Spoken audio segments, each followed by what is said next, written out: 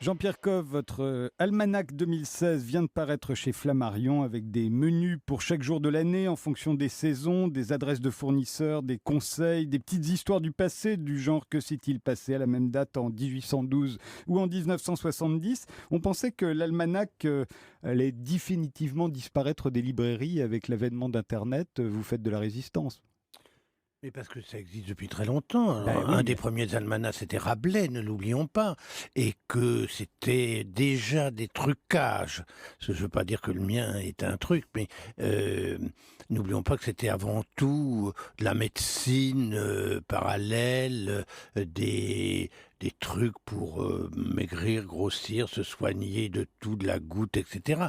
Et puis, les almanachs, il y en a eu depuis cette date, il y en a eu quoi 1000 peut-être. Oui. C'est très... Mais sauf qu'aujourd'hui, on peut aller chercher des menus chaque jour sur Internet, des anecdotes, des petits conseils. Il faut une ligne politique forte. Quelle est la ligne de Jean-Pierre Coff pour qu'on préfère le menu ou l'anecdote de Jean-Pierre Coff plutôt que l'un des milliers ou des centaines de milliers de menus qui figurent sur Internet? Eh bien, parce que je crois que dans mon travail, j'essaie d'expliquer J'essaie d'abord de simplifier la vie de la ménagère. Si vous allez sur Internet, vous avez une recette. Moi, j'essaie d'expliquer à quel moment il faut commencer à la faire.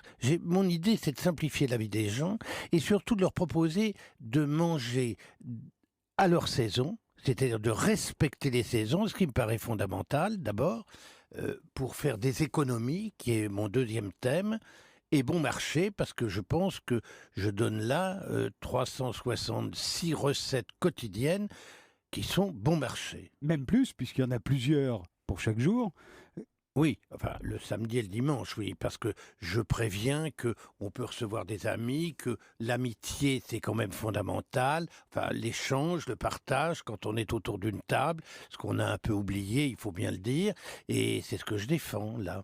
Alors, Et un peu d'histoire ne fait pas de mal, et surtout j'essaie d'apporter un peu de connaissances sur les produits. Vous voyez, quand j'écoute et je lis, par exemple, l'Express il y a quelques mois maintenant, ou une année, disant que les enfants prétendent que les frites poussent en terre, je me dis qu'on a un véritable problème qui est un problème d'éducation.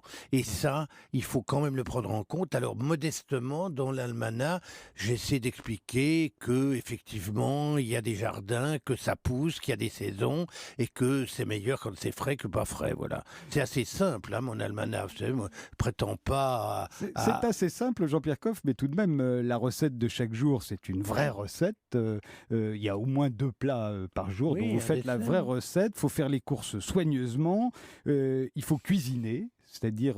et puis, il faut aussi s'avancer pour le lendemain. Alors, c'est un travail pratiquement à plein temps de suivre votre almanach, j'ai l'impression. C'est-à-dire que si on y ajoute le temps qu'on passe à table, j'ai l'impression qu'il y en a au moins pour 4 heures par jour. Mais non, puisque mon principe, c'est de se simplifier la vie. Oui. C'est parce que vous faites partie de cette catégorie de gens, pardon de vous dire ça, mais qui pensaient qu'un bourguignon, c'est 4 heures devant une cocotte et un feu qui brûle. C'est pas ça du tout. Vous mettez en route le bourguignon la veille, vous le laissez cuire pendant le temps du dîner, un petit peu après, si vous regardez bêtement la télévision au lieu d'écouter Europe 1, et puis, qu'est-ce que vous faites? Vous éteignez, le lendemain, vous rallumez et vous dégustez un bourguignon. Enfin, il faut rester